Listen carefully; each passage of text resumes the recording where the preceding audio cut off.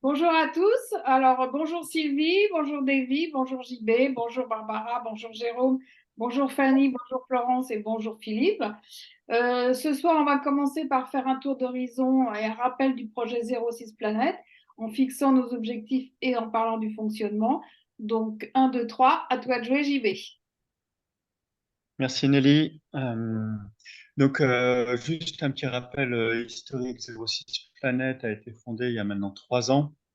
C'est une société coopérative d'intérêt collectif dont l'objectif, c'est de démontrer qu'il est possible d'avoir un mode de vie à la fois durable et qu'il soit désirable.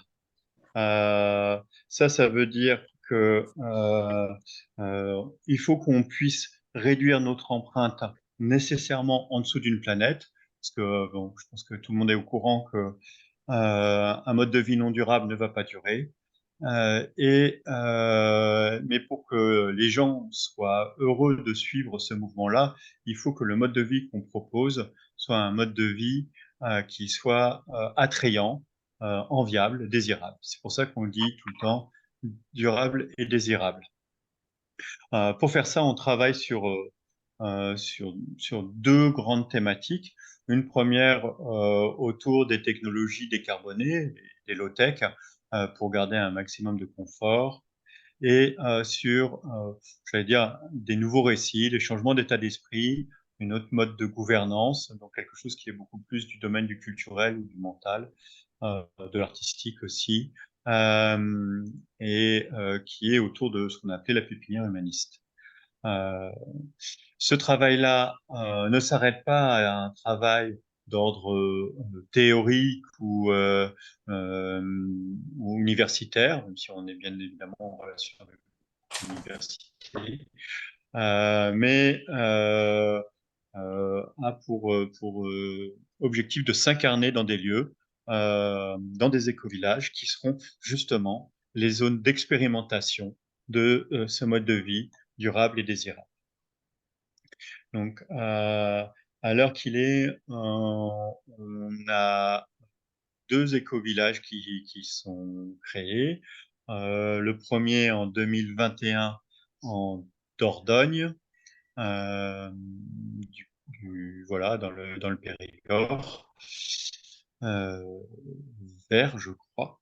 Oui, Lily, c'est oui, ça? d'accord. Le Périgord vert.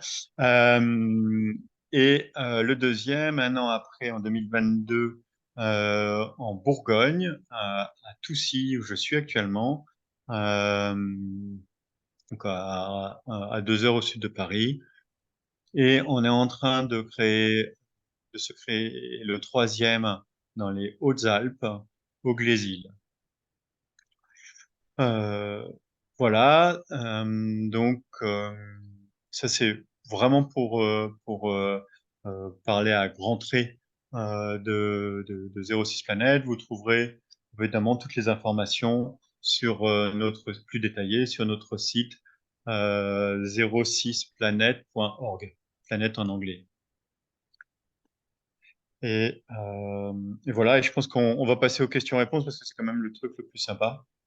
Donc, voilà, Juste pour je peux rappeler prendre. quel est le statut de 06, si c'est une association, une ONG, nanani, nanana. Ouais. Alors, c'est une société coopérative d'intérêt collectif. C'est un peu compliqué. En gros, c'est une coopérative. Euh, donc, c'est pas à but lucratif. On fait zéro bénéfice. Et tous les bénéfices qu'on fait seraient de toute façon mis en réserve, jamais distribués.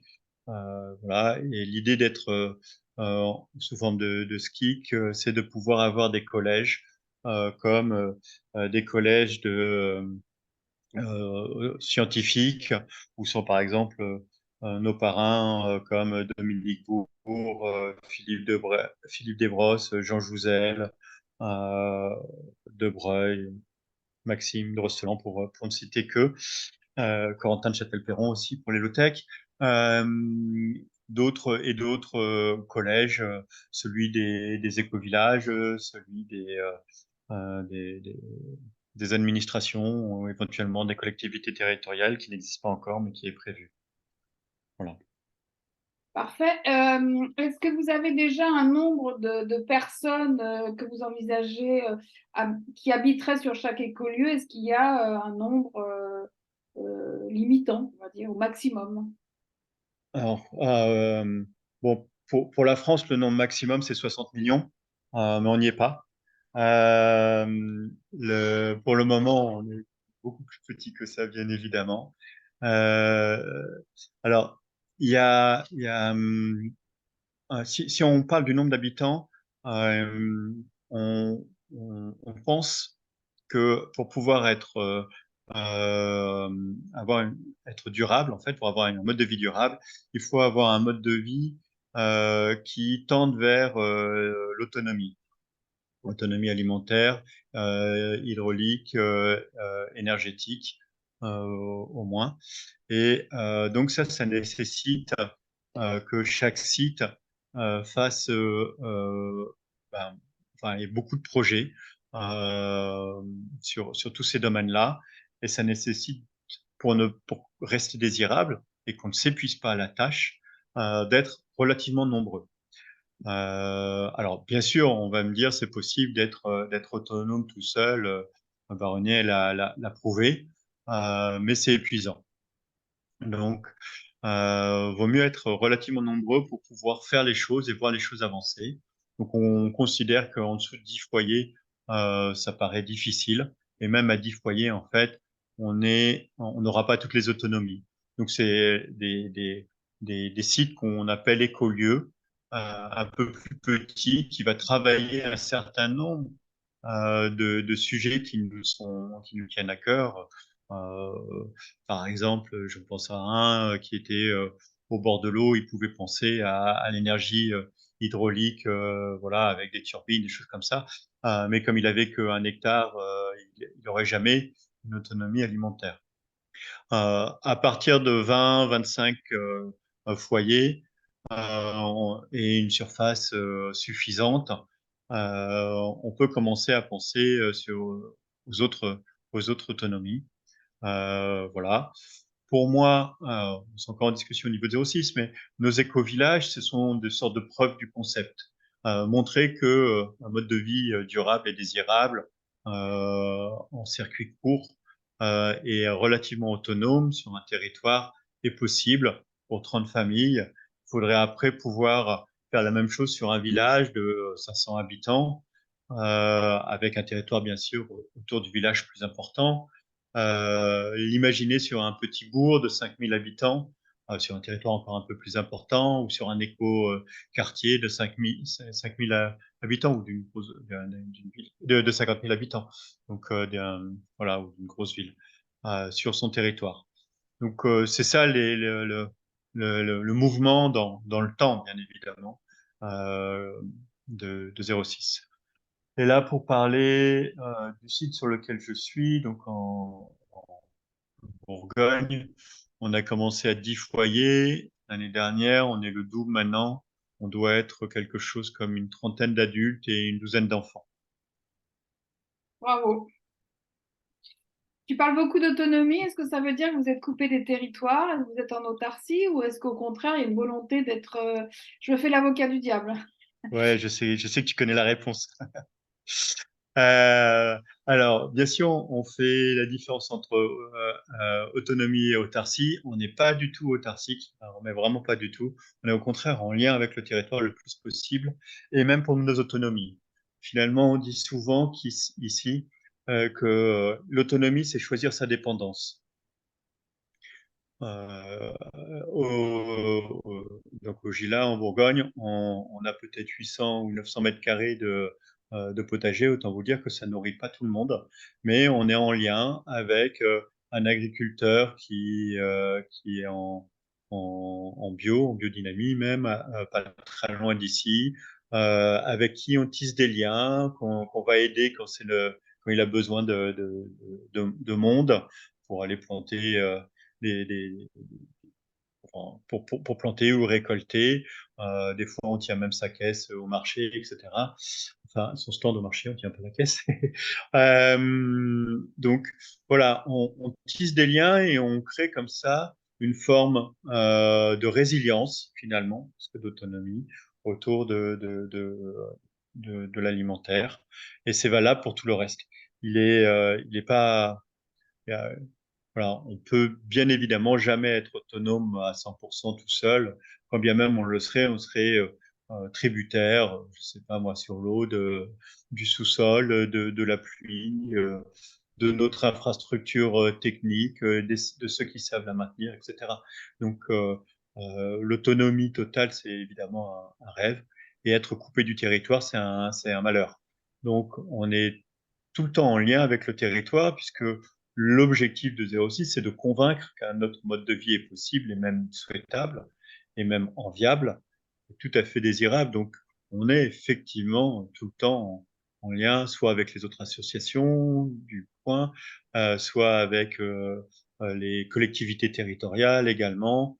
On organise des festivals. Enfin, voilà, on est vraiment ouvert sur le territoire et sur le public. Tu dis qu'actuellement, il y a déjà 2 sites existants, un en Bourgogne au Gila, un en Dordogne à Chormin. À terme, en France, vous voulez en faire combien d'éco-villages en France? Alors, on va en faire beaucoup, c'est une bonne question parce que justement, on veut expérimenter. Et donc, si tu veux expérimenter, suppose qu'on ait fait que celui de Dordogne. Euh, Si ça se passait mal, tout le monde nous serait tombé dessus en disant, vous voyez bien, c'est pas possible. Et si ça se passe bien, tout le monde nous serait tombé dessus en nous disant, ah oui, mais là, c'est parce que vous aviez un étang, les gens étaient sympas, la culture locale, c'est ça, le climat, c'est ci, etc. Vous étiez pas trop. Bref, si on veut pouvoir mettre un terme à ce type d'arguments, qui peuvent s'entendre, il nous faut beaucoup plus de sites sous différents climats, différentes altitudes, différentes géologies, etc. Et donc, on vise une cinquantaine de sites. Voilà. Centaine de sites Oui. sur la planète, pas en France. En fait, une cinquantaine de sites, oui, alors un peu plus largement qu'en France, mais enfin, oui, on avait dit 30 en France, 50 sur la planète. L'idée, c'est d'impulser un mouvement et d'arriver à faire que tous ces sites-là pionniers fassent les erreurs qui vont bien pour pouvoir après être suffisamment, euh, euh, comment dire, euh, formés, suffisamment armés pour pouvoir créer des sites plus gros, des villages, des petites villes, comme j'en ai parlé tout à l'heure, et surtout créer un mouvement. Voilà. Très bien. Merci Jean-Baptiste. Et alors, on va juste faire un autre point aussi, c'est comment se fait le financement sur les sites, parce que ça, c'est une question très importante. C'est effectivement une question très importante. Donc, on achète les sites. Hein. On n'est pas c'est pas des ZAD, on n'est pas hors système ou hors la loi. Euh, en tout cas, tant qu'elle n'a pas changé. Donc, il faut acheter ces sites.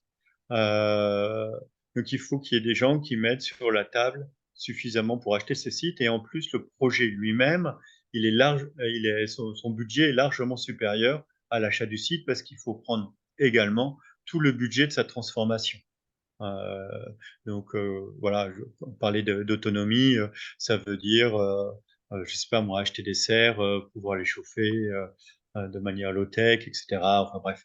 Donc tout ça est aussi budgété, et puis sa rénovation, les isolations, etc. Du site lui-même. Euh, donc, euh, euh, soit les futurs habitants ont la somme suffisante, soit on fait appel à des investisseurs qui investissent finalement en lieu et place de ces habitants, se font rémunérer par des loyers et, euh, permettent à des personnes qui n'ont pas le capital nécessaire euh, du ticket d'entrée pour pouvoir rentrer dans un éco-village, de pouvoir y rentrer quand même, euh, moyennant un loyer. Et pour les autres, bah, finalement, le fait d'investir éradique ce loyer, quoi, éponge ce loyer, enfin c'est poche droite, poche gauche.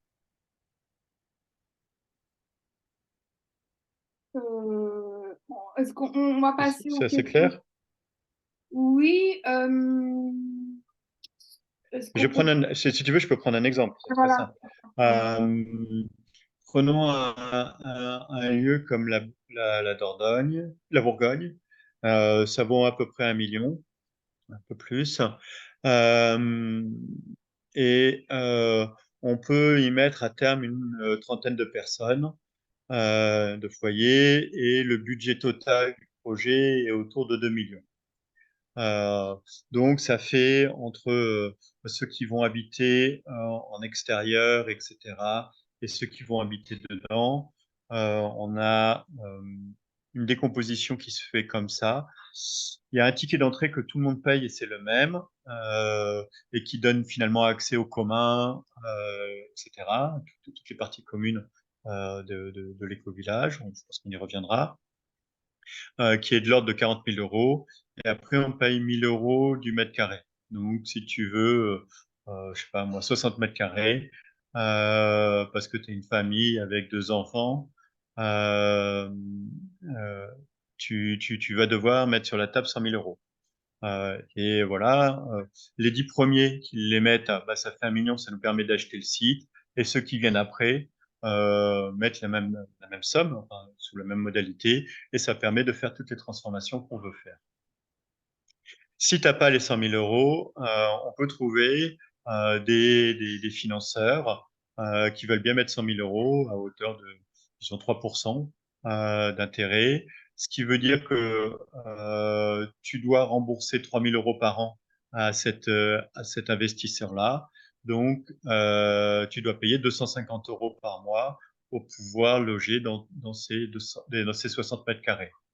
Euh, et, euh, et ces 250 euros reviennent à l'investisseur. Et donc, du coup, bah, ça lui fait son rendement. Et ça permet à quelqu'un qui n'a pas de capital de départ de pouvoir rentrer. Et s'il peut économiser plus, bah, ça lui permet de racheter le lieu où il est et de partir avec cet argent-là.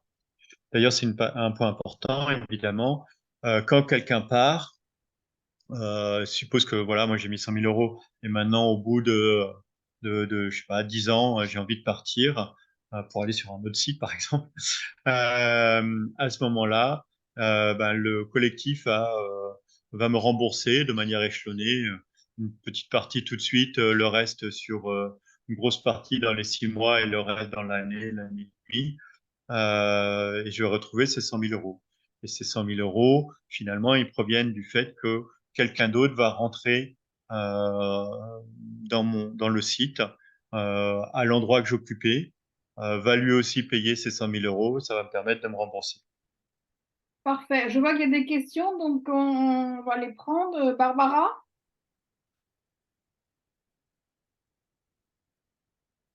et Sylvie. Barbara, ton micro est coupé. Ah, voilà. Donc, je voulais demander par rapport au système décrit là sur l'investisseur et le loyer, les 40 000 euros du ticket d'entrée, du coup, c'est l'investisseur qui les a payés ou c'est celui qui va avoir son logement? Et si c'est Non, non, c'est l'investisseur qui les l'investisseur a... aussi. OK.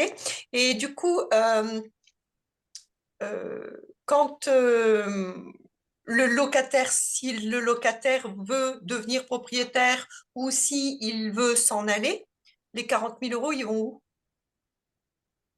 Alors, si le locataire veut devenir propriétaire, au fur et à mesure, il investit la coopérative dans laquelle il appartient et il va pouvoir racheter sa part et racheter la part de l'investisseur. Si il quitte, bah de même que quand quelqu'un quitte, il faut trouver quelqu'un d'autre pour venir à sa place. Bah de même, il faut trouver une autre personne qui voudra louer. Et à ce moment-là, l'investisseur continuera à avoir le même son, son, son rendement. OK. Sylvie? Oui, moi je me demandais toujours sur l'investissement, mais je pense que s'il peut y avoir un mixte, par exemple, moi j'ai les 40 000 euros pour le ticket d'entrée et j'ai pas assez pour complètement Ouais, pour les 60 mètres carrés là, ouais, donc j'ai pas les 60 000 euros. d'accord, Est-ce que c'est possible d'avoir, je mets les bien 40 sûr. 000 euros et il y a un investisseur qui met 60 000? Effectivement, dès que tu trouves un financeur qui met 60 000 euros, et donc du coup, toi, tu paieras un loyer qui sera plus bas puisqu'il sera de 60% de 250 euros, quoi, tu vois, par rapport à mon calcul de tout à l'heure.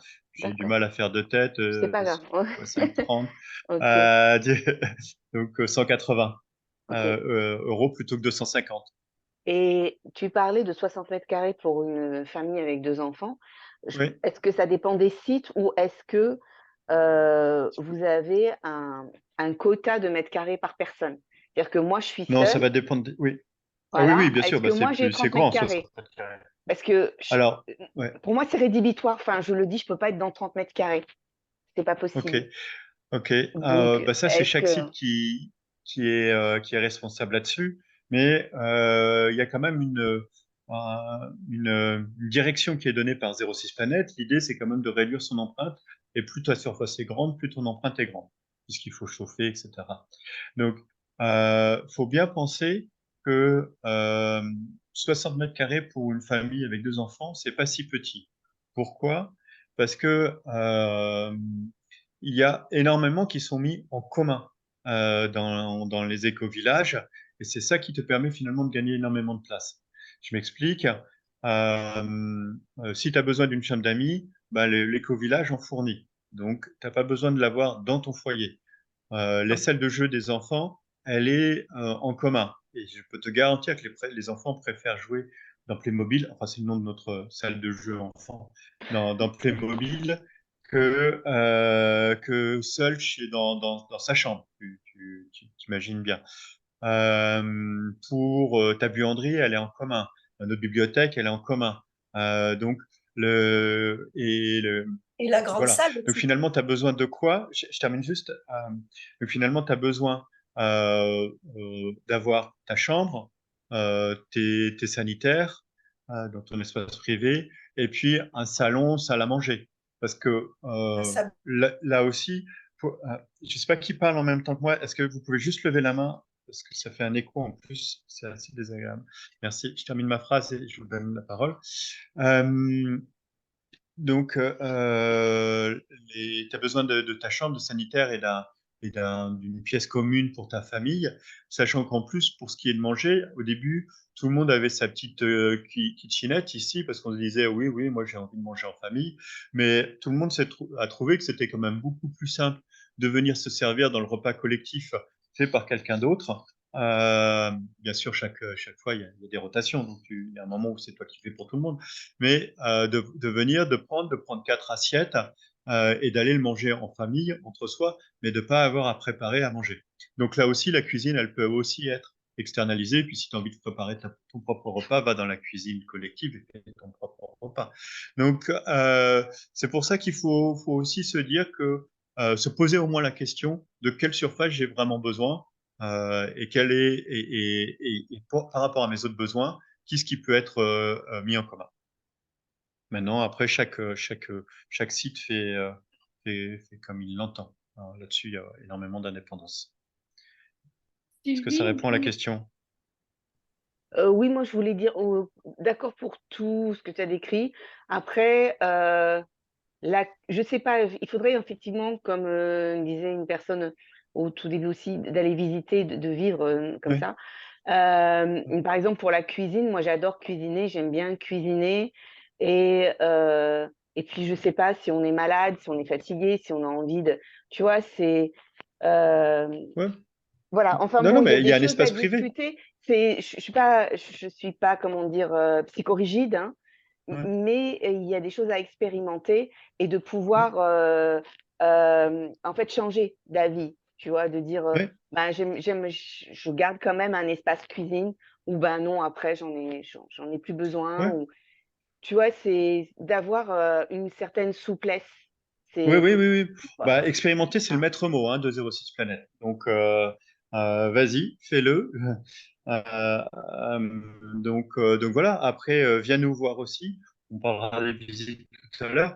Euh, et, euh, et tu verras que même, enfin, ceux qui mangent, enfin, il y en a qui mangent pas avec les autres, mais qui se servent dans l'épicerie collective parce que c'est quand même beaucoup plus simple. Yann, Mais ça demande à être vérifié. ce que je dis. Hop, j'essaie de mettre un peu comme ça. Bonsoir à tous. Salut Yann. Salut Jean-Baptiste. Ouais, moi je renchéris sur ce que vient de dire Jean-Baptiste. Effectivement, je pense que le fait de partager beaucoup de services et d'espaces, ce qui fait en fait au résultat, on a besoin de beaucoup moins d'espace personnel en fait. Et moi, je viens de vivre cette expérience-là pendant 3 ans justement dans une communauté. Et effectivement, même si c'était beaucoup plus intégré que les projets 06 Planète. Mais effectivement, on vivait très bien avec beaucoup moins d'espace privé, puisqu'on partageait beaucoup de choses en commun, tout en ayant une petite cuisine dans notre studio, quoi. Et l'intérêt aussi, c'est que bah là, enfin, nous, donc moi, je suis sur le site du Glésil, le Pas du Loup dans les Hautes-Alpes. L'intérêt aussi, c'est de pouvoir bénéficier de tout l'espace extérieur aussi voilà, en partageant. On n'a pas besoin d'avoir un jardin chacun. On partage aussi tout l'espace extérieur. Voilà. Et en fait, je voulais faire une remarque ou poser une question par rapport à ce que dit Jean-Baptiste tout à l'heure. Tu parlais en Bourgogne, le prix ticket d'entrée, c'était 40 000 et après 1000 euros par mètre carré. En fait, nous, on a fait un calcul, on a 35 000 euros et 1500 euros du mètre carré, Ouais. ce qui fait que le ticket d'entrée est plus faible, mais le prix au mètre carré est plus élevé, en fait. Ouais. Euh, En fait, ouais, je n'avais pas fait attention à ça, en fait. Conséquence, c'est que le prix en commun est plus faible. Par contre, si tu veux un grand appartement, c'est plus cher, quoi. Ben voilà, vous avez mis un malus à ceux qui veulent des grands espaces finalement. Ouais, c'est ça.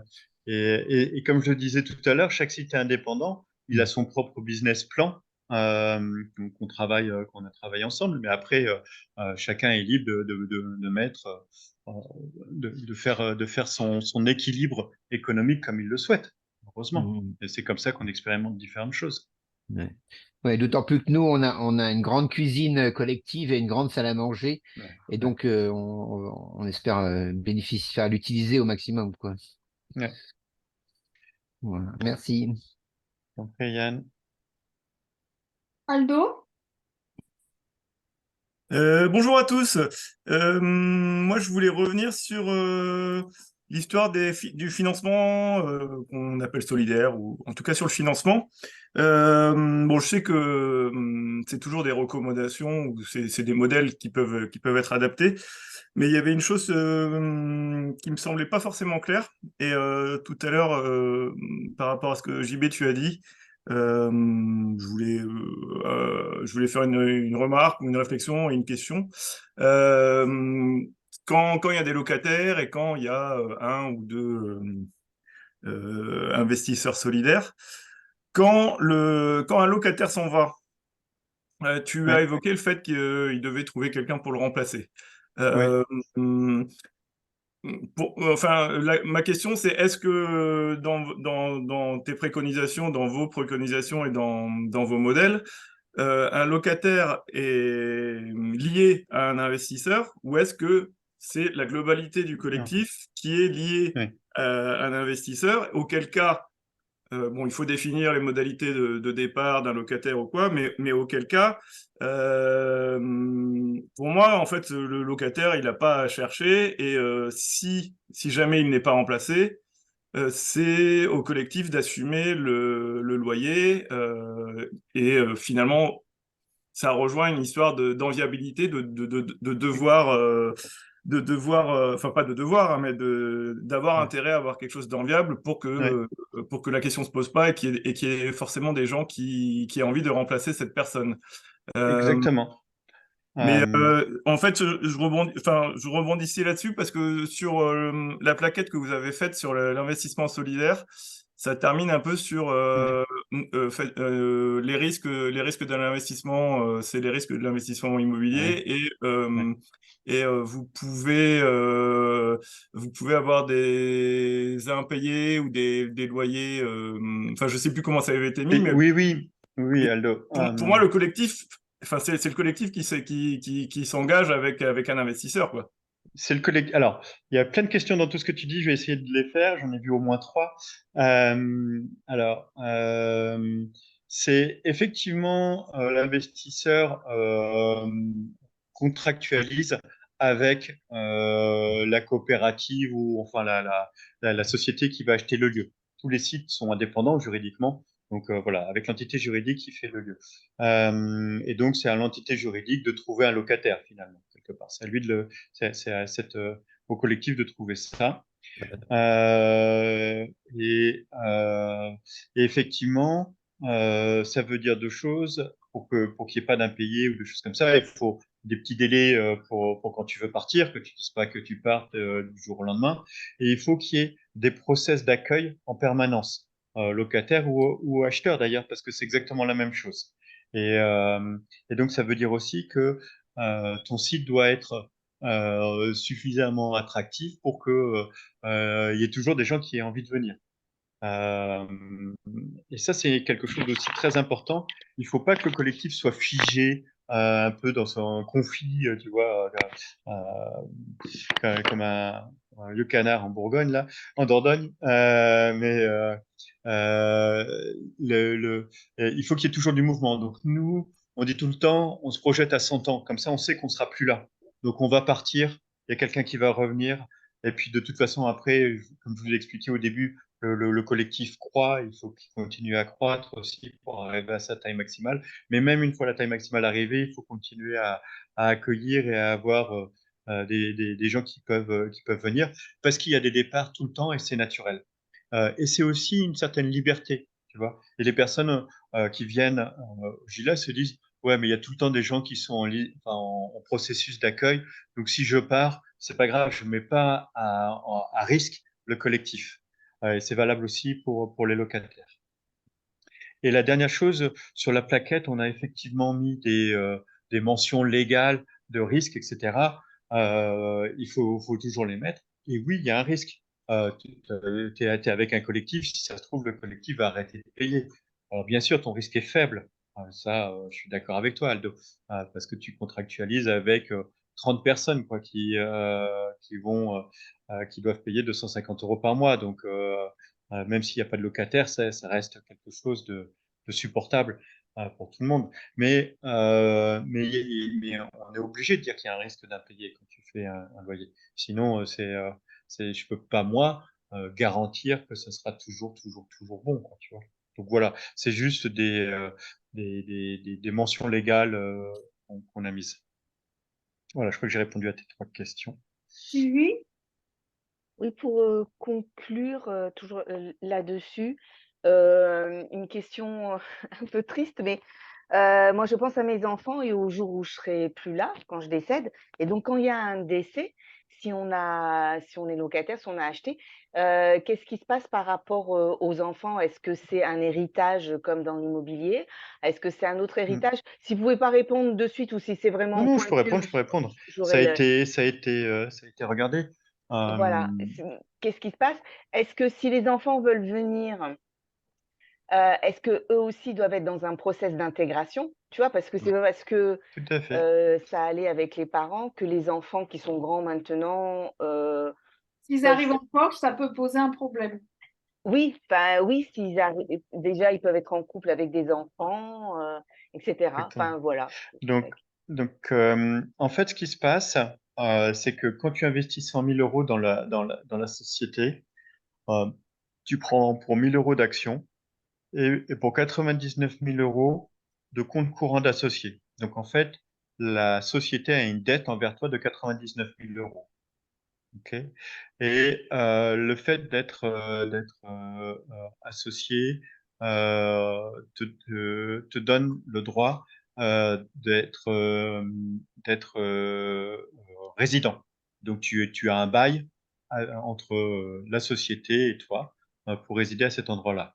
Si tu étais amené à disparaître, ce que je ne te souhaite pas, à ce moment-là, ben, comme la société me doit 99 000 euros, bah, elle le doit à ma succession. Donc, mes enfants vont toucher 99 000 euros. Et dans les statuts, il est prévu que la société rachète mon action à 1000 euros et donc elle met 1000 euros dans la succession en disant j'ai racheté cette action-là. Je crois que c'est un système comme ça. Et donc, les enfants peuvent venir, mais rentrent dans un processus, donc auront l'intégralité de la somme, mais s'ils veulent venir, ils rentrent dans un processus d'intégration. Donc, imagine que ce soit mes enfants, ils ont vécu ici pendant tout un tas d'années, et puis si ça se trouve, ils sont encore là et je disparais. C'est évident que s'ils continuent à vouloir habiter, ils vont vouloir habiter, le collectif va leur donner oui, va leur dire oui. S'ils ont disparu, que voilà, et que ils veulent venir habiter là où j'habitais parce que c'est sympa d'avoir un truc à 2 heures de Paris et ça tombe bien parce qu'ils ont un hélico, ils vont pouvoir le poser dans le jardin. Le collectif va dire non, tu vois. Et donc le bail, il n'est pas transmissible automatiquement à la descendance, mais ton investissement, oui. Voilà comment on l'a géré. Ok. Sur le financement, est-ce qu'il y a d'autres questions, Aldo? Pas sur le financement, mais une question que je m'étais jamais trop posée. Et le cas exposé par Sylvie m'y fait penser. Qu'en est-il des améliorations qu'on fait à sa partie privative? Si on fait beaucoup d'investissements, quelque part, ça nous regarde, mais il y a une plus-value financière ou autre, je ne sais pas, mais si on apporte beaucoup d'améliorations, on va pas Ouais. forcément demander l'aval du collectif pour apporter ces améliorations, mais est-ce qu'il y a est-ce qu'il y a des moyens de justement quelqu'un qui a vraiment valorisé, Ouais, j'ai qui a compris ta plus question. valorisé que le collectif son empreinte carbone, qui a fait beaucoup d'isolation dans sa partie privative? C'est pas l'idée. L'idée, c'est que ça soit un truc général, mais Voilà. est-ce qu'il est prévu quelque chose? Alors ça, c'est général. Il y a deux cas. Après, tu as les améliorations, tu peux partir avec. Tu t'es mis un super frigo, je sais pas quoi, hyper bas consommateur, il t'appartient, tu pars avec. Ce qui peut pas partir avec, euh, ben, soit ça a été payé par le collectif parce qu'on est tous d'accord pour dire que ça fait partie de notre projet, l'isolation, la peinture, les trucs comme ça, etc. Soit tu as décidé, toi, de te faire une cuisine en marbre. Donc, si tu as décidé de te faire une cuisine en marbre, ça te regarde et c'est ton investissement et tu le récupéreras pas. Voilà. Donc, après, bah, si tu veux faire un truc en disant bah, ça va apporter de la valeur, donc du coup, bah, c'est au collectif de le payer, si tu veux, tu vois, parce que ça reste dans le. Éventuellement, si c'est pas au collectif de le payer, tu peux rajouter, augmenter ta part en disant bah, je mets 20 000 euros de plus dans mon projet, parce que je vais mettre 20 000 euros de plus dans ces mètres carrés-là. Et ça veut dire que la personne qui part, enfin qui viendra après, plutôt que payer 100 000 euros pour mes 60 mètres carrés, elle les payera 120 000 euros. Il faut que tu sois conscient que c'est pas sûr que tu vas trouver quelqu'un aussi facilement si tes trucs, c'est juste d'avoir enfin, d'avoir, je sais pas ce que ça peut être, quoi, tu vois. Donc voilà, le truc, il va se gérer comme ça. Euh, et globalement, le, comment dire, les travaux personnels, c'est quand même pas l'objectif premier du projet. C'est les travaux collectifs, d'amélioration collective qui sont les plus importants. Ok, Florence?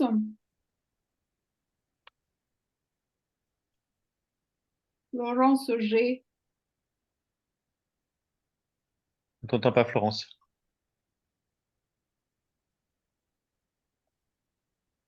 Bon, Nelly, je propose que On va attaquer un autre versant aussi qui est quand même très important, c'est tout ce qui est gouvernance.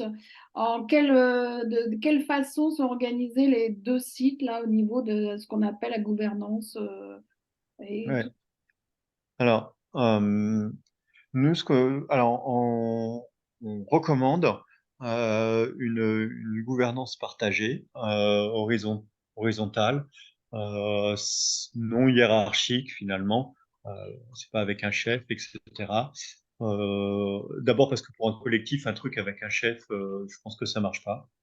Euh, et il faut qu'il y ait il y a une vision globale qui est faite au début du projet et elle change tout le temps et elle change avec l'arrivée des nouvelles personnes qui apportent tout le temps une nouvelle énergie et c'est très bien et donc ça doit pouvoir changer.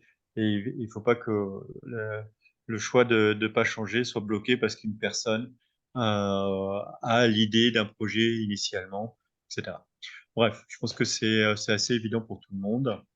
Ce qu'on voit, c'est que comment dire, assez naturellement finalement, au début du projet, tout le monde veut décider de tout et de chaque point. Tout simplement parce que bah, c'est nouveau, j'ai envie d'être impliqué sur un peu tout, j'ai envie de donner d'exposer mon point de vue, j'ai envie de, etc. Et puis plus on est nombreux, plus ça prend du temps. Et on se rend compte aussi que bah, il y a de plus en plus de décisions et donc s'il doit y avoir tellement de décisions, c'est plus tellement possible que tout soit pris par tout le monde en permanence, en réunion plénière. Sinon, bah, les réunions plénières qui commencent à 20h30 commencent à terminer vers minuit, puis à 1h du matin, et là, quand même, tout le monde se dit, il est temps de faire passer à un autre mode de gouvernance. Et des gouvernances, ici, on l'a décomposé en 4 cercles. Donc, on a vie quotidienne, aménagement, richesse naturelle et support, les autres. Et donc, chacun doit appartenir à un cercle au moins et 2 maximum. Et dans ces cercles ont une certaine autonomie pour pouvoir prendre des décisions d'investissement, etc., etc., sans avoir à en référer à tout le monde. Donc, c'est comme ça qu'on limite le nombre de réunions, qu'on limite le nombre de discussions. Et après, ben, on est sur une forme de gouvernance partagée avec ben, tous les processus d'écoute du centre, de propositions, d'objections aux propositions qui sont donc une façon d'améliorer la proposition. Euh, l'écoute du centre, j'ai oublié de le dire, provenant d'une tension, etc. Donc on a toute cette partie-là organisationnelle, organisationnelle, et il y a toute une autre partie dans le collectif. Yann, tu peux couper ton micro, s'il te plaît. Il y a toute une autre partie dans le qui est pas exactement de la gouvernance, mais qui s'en rapproche quand même, qui est l'ensemble des réunions que l'on fait autour de nos émotions, qu'on appelle cercle émotion, où on vient déposer, voilà, où on en est, nos tensions, etc., C'est à quel etc., qu'on peut rythme avoir. ces réunions? C'est à quel rythme? C'est une fois par semaine? C'est une fois toutes les 2 semaines pour les réunions émotions et toutes les semaines pour les réunions de cercle. D'accord. Et on a une plénière toutes les 2 semaines dans lequel ben, les porte-paroles des cercles viennent faire un point d'information, etc., etc., et soumettre au collectif quand ils ont des investissements, des besoins, des projets qui dépassent leur domaine sur lequel ils ont été mandatés. D'accord. Parfait, merci. Florence et Fanny. Est-ce que vous m'entendez là? Ah, Oui, cette ça fois, va on t'entend. mieux. Ah, super.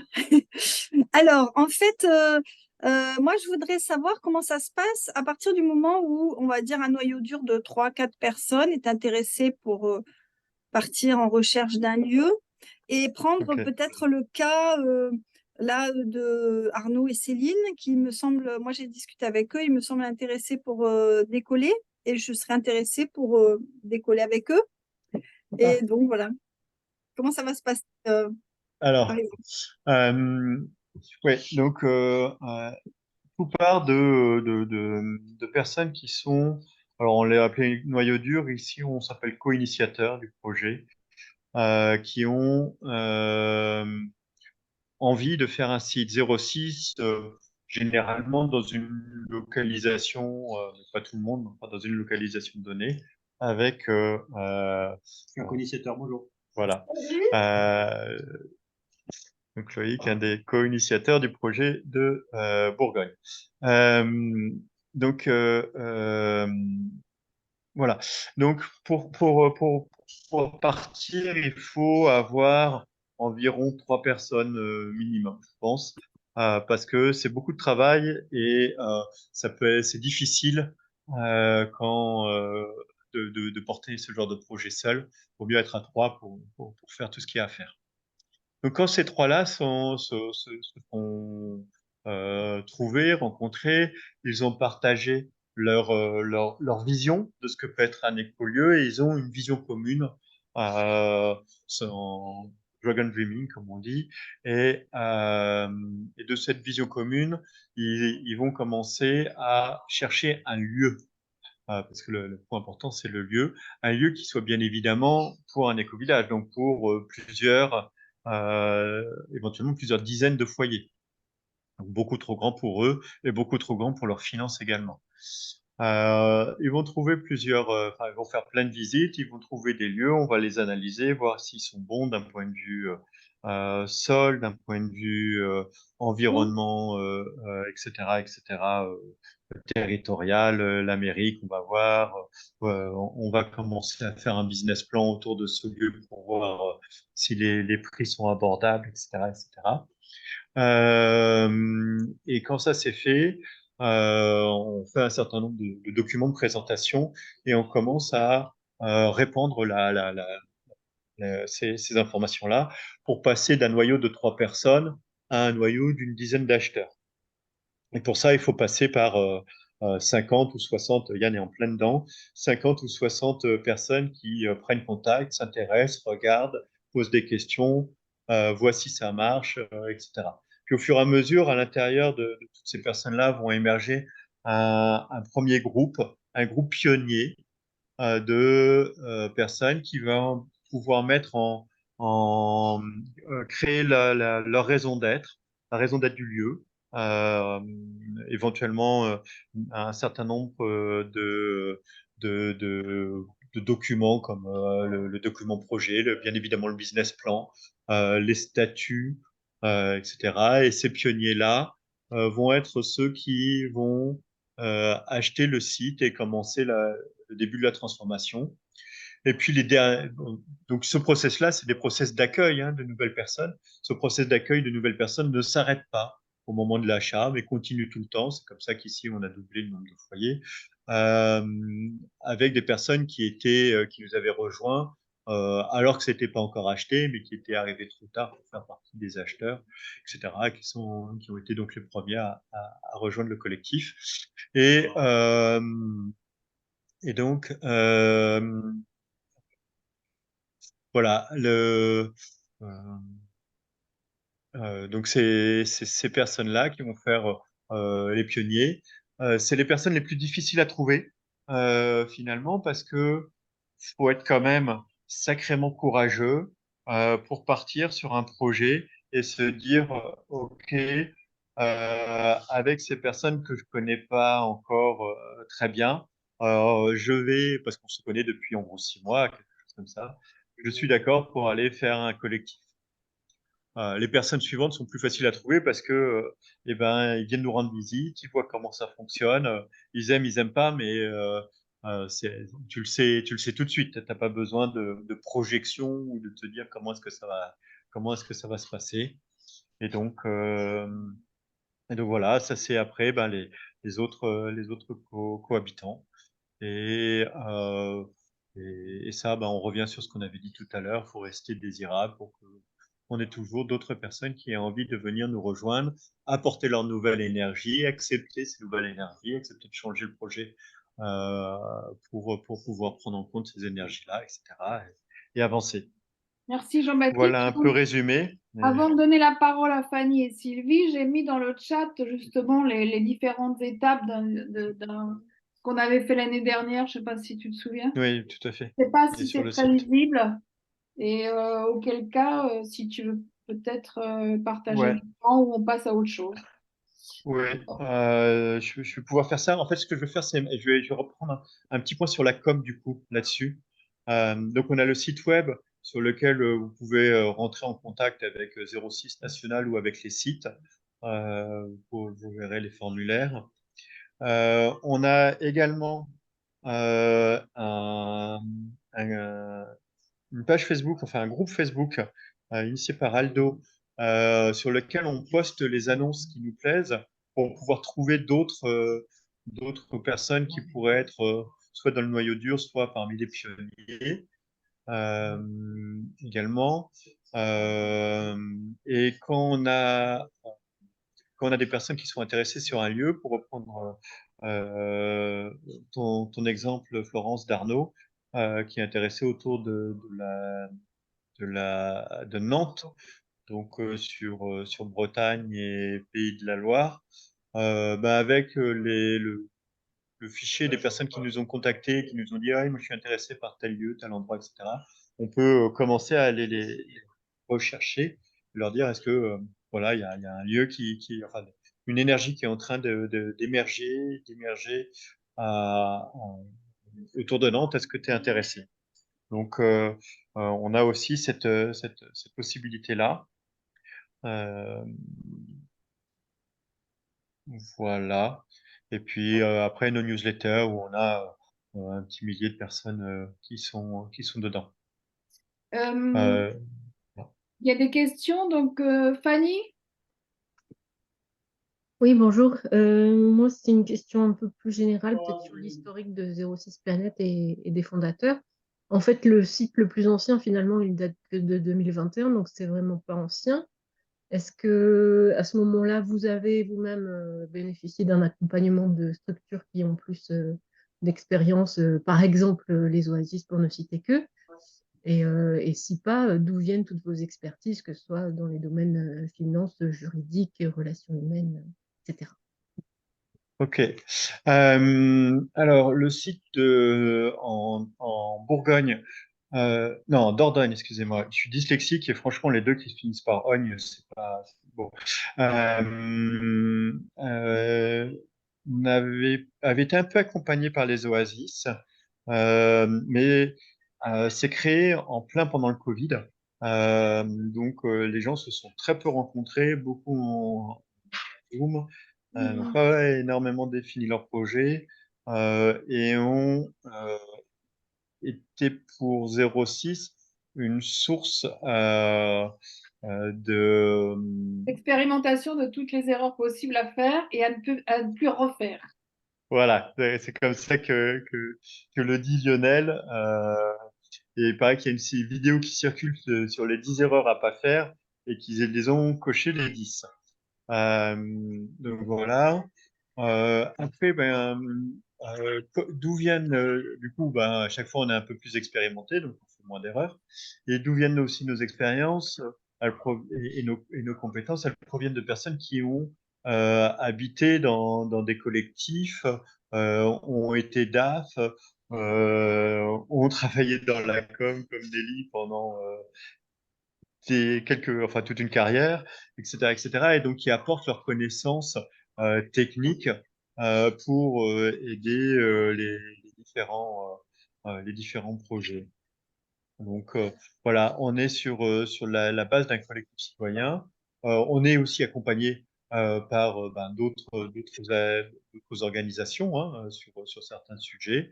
Sur les Et on statuts, capitalise. sur les statuts, par exemple, on a été accompagné par les passages, on peut en parler. Voilà, par exemple, les passages, donc c'est une émanation d'Ecoravi. Donc voilà,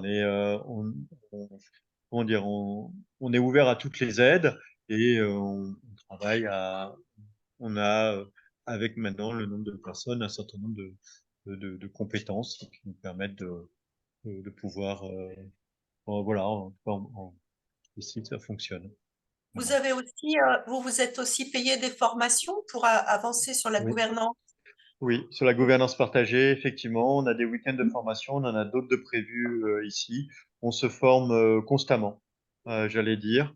Et on pense aussi que c'est important d'être formé par des gens extérieurs, même s'il y a ici des gens qui ont qui sont ceinture noire de CNV, par exemple, etc., ou qui ont mis c'est pour blaguer, hein, ou qui ont mis en place des gouvernances partagées dans des entreprises. Donc, autant te dire qu'il y a des vrais sujets là-dessus, des vraies expertises.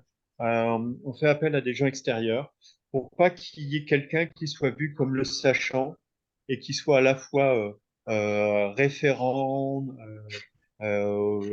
qui soit la personne qui aurait le savoir, etc., etc.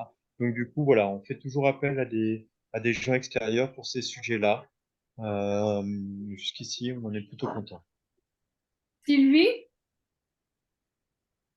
Oui, c'était juste un petit détail sur le process d'achat. Est-ce que de chercher les personnes, etc., c'est pas parfois, enfin, comment dire, un peu trop long par rapport à quand tu dois acheter et que tu es en concurrence avec d'autres personnes, je sais pas, des agents immobiliers, avec d'autres groupes, ça peut être une administration aussi qui cherche Tout à pour fait. faire ou des colos ou Ça, un c'est truc comme vu. ça. Tu vois ce que je veux dire? Oui, oui, alors ça, c'est vu, Et il faut effectivement. donner une réponse et puis il faut foutre le fric sur la table et après, ça nous passe sous le nez, quoi. Voilà. N'est-ce pas, Aldo? Alors, c'est vrai, ça existe. Aldo a été confronté à ça. Donc voilà, c'est la règle du jeu. Je serais beaucoup plus heureux si on pouvait avoir un matelas d'1 million d'euros en banque pour pouvoir préempter tous les sites qui nous paraissent très bien le temps qu'on constitue un collectif. Malheureusement, je les ai pas. Donc il faut qu'on fasse avec. Alors, il y a deux, trois choses qui nous aident. Le premier, c'est que quand tu veux faire un éco-village, il faut un site qui est des dizaines d'hectares, autour de 1000 mètres carrés, quelque chose comme ça. Et ben, tout de suite, on a un prix qui fait que le marché n'est pas si gros que ça. Euh, voilà, par exemple, il y a un lieu que je trouve super dans la Creuse, un ancien château qui est à côté qui a été un temps sanatorium, donc qui a à côté un autre bâtiment de 2000 mètres carrés. Donc on peut faire un truc exceptionnel. Bah, ça fait 18 mois qu'il est en vente, tu vois, et le prix baisse. Euh, Parce qu'un million dans la Creuse, bah, il n'y a pas beaucoup de personnes qui veulent les mettre. Donc, c'est un petit avantage qu'on a. Un autre avantage qu'on peut avoir, c'est que un projet comme le nôtre peut susciter un intérêt fort auprès du vendeur.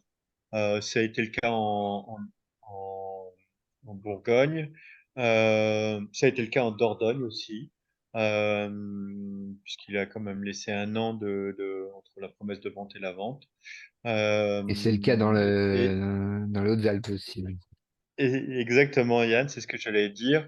Et la vendeuse dans les Hautes-Alpes est ravie que son bien prenne ce chemin-là et celui de devenir un éco-village 06 planète. Donc du coup, voilà, sachant que globalement, généralement entre la promesse de vente et la vente, on a 3 mois et nous, il nous faut à peu près le double. Alors, on peut faire reculer un peu le moment de la signature de la promesse de vente et reculer un peu la signature de la vente. Généralement, c'est comme ça qu'on fait. Florence? Oui, et d'où l'intérêt de créer un petit groupe à l'avance en travaillant sur les priorités communes des Bah, personnes. alors, ok, je vois où tu veux en venir, Florence, c'est Oui. bien. Donc, je vous ai parlé du premier cas où on a un noyau dur constitué de 3 personnes sur une zone. On peut, à l'initiative de Florence, avoir aussi l'idée de constituer un noyau dur sur la base de, pas forcément d'un géographie, mais d'affinité pour pouvoir faire quelque chose de particulier. Ça peut être un lieu qui soit très axé sur la transmission, par exemple, un lieu qui soit très axé sur, je sais pas moi, l'accueil des seniors, pour parler de sujets qu'on traite, et te trouver un groupe de personnes qui soient motivées sur ce groupe-là. La chose qu'il faut vraiment se dire, et vraiment c'est quelque chose de très important, c'est quel que soit le nombre de personnes au départ qui réfléchissent, et le plus c'est le mieux, je suis d'accord avec toi Florence, c'est de se dire que tout le monde n'ira pas forcément jusqu'au bout du process. Et certainement, d'autres personnes viendront et apporteront des nuances au process. Et si tu n'es pas d'accord avec ces deux points-là, tu vas vers des grosses difficultés, à mon avis, et Ok, souvent des déceptions. ok. Donc, c'est cette ouverture-là qu'il faut garder tout le temps. Et à partir de là, ben, effectivement, si tu es plus nombreux et puis si tu as avec toi Bill Gates, ben, ça facilite le truc, quoi. Bon. Mais Ok. voilà. Ok, très bien. On va faire un petit point sur les différents chantiers qui sont actuellement en piste, là, notamment les différentes commissions pour les mairies, les réunions à venir et tout ça, pour ceux qui seraient intéressés. Oui, Ça, c'est notre actualité. donc ouais, notre actualité, donc on a, bah, avec la rentrée, on a relancé un petit peu nos grands chantiers. On a quelques grands chantiers. Barbara, est-ce que tu peux couper ton micro, s'il te plaît? Merci. Autour de le business model de 06 Planète, trouver des financeurs, etc., pour les sites, pour nous, pour les projets low-tech, pour la pépinière humaniste, pour l'incubateur low-tech, etc. Donc, on a tout un sujet autour de business model et des finances. On a un sujet important autour de dynamiser le réseau de création d'éco-villages, de sites expérimentaux 06 Planète.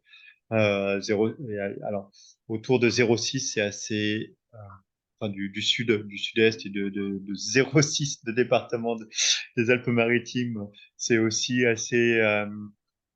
assez dynamique.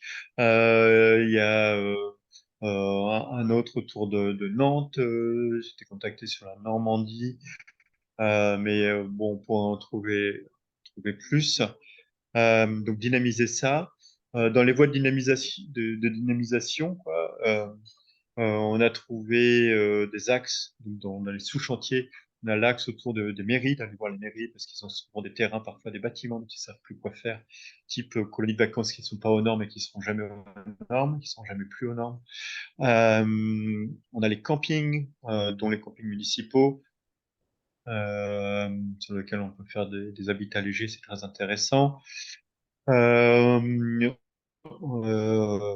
on a comment est-ce qu'on peut recruter des noyaux durs et toute cette phase-là. Voilà, ça c'est pour les Est-ce que chaque éco-villages. chose que tu cites, c'est un groupe? Est-ce que chaque chose Oui, que tu cites, c'est un groupe de travail, JB? oui, Ok, oui, c'est des groupes merci. de travail. Des groupes de travail. Il y a un groupe autour de seniors et vieillissement et de l'habitat inclusif et de voir comment est-ce qu'on peut créer un éco-village qui est d'entrée la préoccupation de gérer le grand âge et comment on dit, les dépendances, les invalidités. Euh, voilà. Euh, et les liens qu'il y a à faire avec, parce qu'il y a besoin enfin, c'est des structures en partie médicalisées, c'est compliqué. C'est Marie qui gère ça et c'est son métier. On a des chantiers sur quoi d'autre encore? J'ai oublié. La Anneli? com, un peu, sur la com, sur... Ah oui, la com. Sur Ok. la com au niveau national, la com des sites, nos différents sites, on a un site web, on a des pages Facebook, on a des WhatsApp, on a tout ça. Il faut essayer d'un peu de mettre un peu de. Et on a très peu de vidéos. Donc on m'a dit qu'il fallait faire de la vidéo, c'est pour ça que c'est enregistré. Euh, Ça fait 3 ans qu'on dit qu'on voilà, peut faire de la vidéo. voilà. Euh, tu vois, on avance. Euh, voilà Sylvie? pour les principaux Oui, sujets. la pépinière humaniste. Oui, Voilà. oui, Donc, Sylvie, je la pépinière humaniste m'intéresse sur laquelle beaucoup, tu es avec que ce soit au niveau Monica. gouvernance ou au niveau Même développement si artistique, que ce soit soutien aux artistes ou développement artistique des personnes du lieu aussi. Et Ça peut aussi tout ce être qui est Oui, culturel, dans la pépinière, c'est aussi l'éducation, les différentes visions de l'éducation des enfants, tout ce qui est oui, culturel. Donc c'est la ça peut pépinière, être c'est un aussi, oui, vaste chantier. oui, ça peut être aussi la tout à transmission. fait. Oui, La voilà. Donc, transmission. moi, ma première idée par rapport à ça, c'est déjà de trouver les items et de les proposer. Voilà. Par rapport Voilà. Une à ça. formation aussi dans la pépinière, une formation en Tout éco-construction à dans la fait. pépinière avec Jérôme. C'est pas en low-tech, ça? Si, si, si. Ça, c'est peut-être un low-tech. Ça me fait penser qu'il y a aussi non, même c'est Habitat, ça. Ça me fait penser qu'il y a Habitat aussi, qui est un chantier à part, avec Jérôme, Thomas et Lionel, sur l'éco-construction, etc. Tout ça, sur les différents chantiers, Terre-Paille, etc., qu'on peut avoir. Et il y a le pendant de la pépinière humaniste, il y a l'incubateur low-tech, sur nos différents projets, les relations avec les universités, etc. Et dans Pépinière Humaniste, il y Et a aussi la solidarité ou la mutualisation entre les lieux et à l'intérieur des lieux, la notion de oui, mutualisation. alors pour le moment, oui. On l'a mis d'abord en com parce que c'est quand même la chose qui manquait le plus. Donc que ces lieux communiquent le mieux. Et après, une fois que les canaux seront établis, il faudra effectivement penser comment on le fait dedans. Mais voilà, on l'a vu par exemple entre les Gilas et le Glésil. Euh, quand on a parlé de soutien, on a dit qu'on devait aller au-delà du côté financier simplement, mais de voir aussi ce qu'on pouvait faire pour les accompagner dans leurs différents besoins de croissance, etc. Donc il y a effectivement tout ça à mettre en place. Parfait. On va refaire un passage auprès de tout le monde pour savoir s'il y a des questions complémentaires. Sinon, on va conclure. Et après, on peut refaire un petit aparté sur les commissions mairie et camping pour reprendre des rendez-vous entre nous. Sylvie, est-ce que tu as encore des questions? Moi, c'est plus général, parce que je suis très intéressée par la démarche 06, pour participer, justement, développer la pépinière humaniste à 06 planète nationale. Ouais. C'est-à-dire, est-ce que je vous contacte via le formulaire? Est-ce que je te contacte Jean-Baptiste quand j'ai des idées? Voilà, parce que tu as parlé de collège avec des personnes célèbres et un collège, on va dire, artistique. Voilà, voilà, comme j'ai fait une formation au Centre national d'art dramatique, enfin, je connais des personnes qui peut-être seraient aussi intéressées et pourraient nous aider d'un point de vue artistique, mais aussi d'un point de vue j'allais dire philosophique, de prendre du recul par rapport à les décisions qui sont Ouais, prises en ouais, très bien. gouvernance. Est-ce que Ok. ça voilà, Ah peut-être. oui, oui, c'est top, effectivement. Alors, ces cercles, enfin, ces cercles de réflexion, ils sont pas forcément, d'ailleurs, restreints à 0,6 ou quoi, hein. C'est vraiment toutes les bonnes volontés qui ont envie d'apporter leur savoir-faire, etc., sont les bienvenus. L'artistique me paraît primordial. Plus ça va, plus je me dis que le frein au changement, il est culturel, parce que de plus en plus de personnes sont au courant de ce qui est en train de se passer et peu de personnes bougent. Alors, comme on est en France, beaucoup de personnes protestent et râlent, mais peu de personnes bougent. Et je pense que une des raisons, ou une des façons de faire bouger, c'est culturellement. Voilà. Mais c'est toute une discussion que j'aimerais bien avoir avec toi, Sylvie. Ce qu'on peut faire, Sylvie, pour bien lancer cette pépinière, c'est de faire un appel sur les différents sites et puis sur les, Et les WhatsApp, personnes proches de 06, les WhatsApp, les newsletters, et demander à ceux qui ont envie de venir participer. Et, euh, et là-dessus, ça me permet aussi de rebondir sur nos outils. On a un drive partagé avec des centaines de milliers de documents dedans, etc., qui peut étoffer sur la côté pépinière humaniste et qui est aussi, voilà, enfin, tous ces accès-là. Qu'il convient de partager avec tous ceux qui ont envie de travailler Ok, dessus. on en parlera pas. Donc, Donc, est-ce que je peux on, en parler on, parce on que prend, demain on prend soir, un temps, Sylvie, pour travailler avant, là-dessus pour d'accord. bien lancer. avec Monica qui avait aussi envie d'être parmi ceux qui veulent lancer. Et D'accord, tous donc ceux qui sont là et qui m'écoutent et qui ont envie Ok. de faire juste une partie question parce que de ça, demain, c'est bien. possiblement, je peux rencontrer des personnes du Centre dramatique national de Montpellier, etc. Pour l'instant, j'en parle pas. J'attends qu'on se coordonne entre nous. Et après, j'en parle à des personnes qui me paraissent Ouais, ouais, être des tu auras personnes d'autres ressources. occasions. Oui, voilà, Donc, on se voit d'abord exactement. ensemble. Pour l'instant, j'en parle pas à l'extérieur. Ouais, Ok, d'accord. ouais. On va envoyer un petit, enfin, un message avec tout le monde pour dire quels sont les groupes et à ceux qui ont envie de Ah oui, merci. s'inscrire pourront s'inscrire. Moi, je voulais juste une petite remarque pour rebondir sur ce qui vient d'être dit, parce que traditionnellement, et dans le mouvement qui est en train aussi d'avoir lieu, enfin, les artistes ont souvent investi des lieux plus vastes que d'autres et souvent des friches pour pouvoir y agir parce qu'ils avaient besoin d'espace.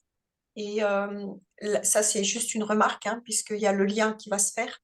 Et la deuxième remarque, c'était que souvent, moi, je fais partie des fidèles plus ou moins aux réunions, etc., parce qu'on a envie d'avoir de vos nouvelles, et puis il y a les canaux pour avoir des nouvelles. Mais j'ai le sentiment qu'avec la multiplication des endroits, comme maintenant il y a le Glésil qui se met en place, et puis toi, tu as repéré un autre lieu, peut-être qu'il y en aura d'autres, Florence aussi, j'ai le sentiment qu'il y a des choses, je ne sais pas si ça fait partie de la pépinière humanisme ou de la com ou de quoi, mais il y a des croisements à faire entre les compétences des uns et des autres. Par exemple, bon, bah, toi, tu as développé une très grande compétence de vision globale, parce que tu es un peu le porte-parole et puis le transmetteur, en fait, de cette vision. Et puis d'autres vont avoir la compétence de qu'est-ce que c'est qu'un atelier partagé. Puis il y en a un qui est charpentier et l'autre qui a fait la serre ou je sais pas quoi. Et justement, Florence m'avait posé la question, mais qu'est-ce que toi, comment tu verrais le développement des outils de mise en relation, puisqu'on travaillait sur l'humain, en fait. Et moi, je ne sais pas euh, quoi produire de ça, mais je m'interroge là-dessus parce que ça fait quand même du monde entre vos 30 personnes, les 1000 personnes qui reçoivent vos courriers, ceux qui passent par les réunions, etc.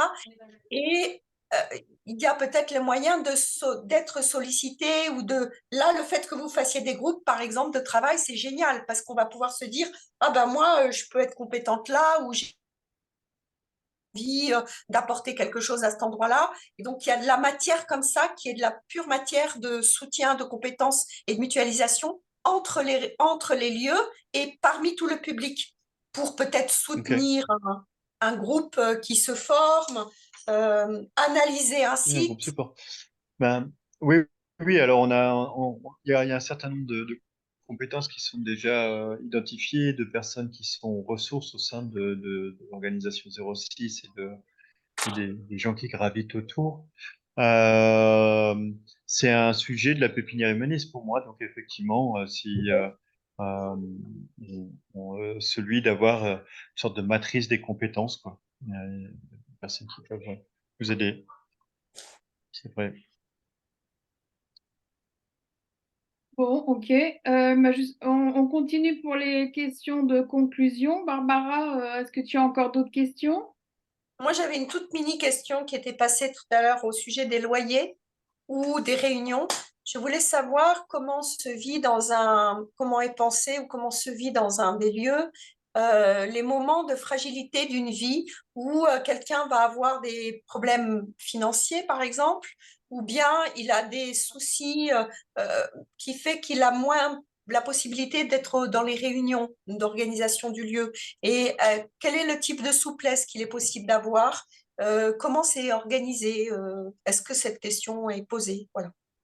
Très bonne question. Alors, ce qu'on dit, c'est que chaque membre du collectif doit une journée par semaine au collectif, au temps de travail. Et ça, c'est pas faire la bouffe, parce que quand tu es chez toi, tu fais aussi ta bouffe, quoi. Donc, on parle du collectif lui-même.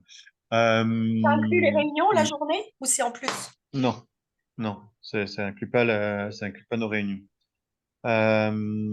Après, bon, quand quelqu'un a des difficultés financières, euh, à ce moment-là, on peut voir avec le collectif les moyens financiers que le collectif peut avoir. Et le collectif peut quand il a de l'argent prêté à d'autres, voir un collectif prêter à un autre collectif. Ça c'est vu entre les Gilets et les îles.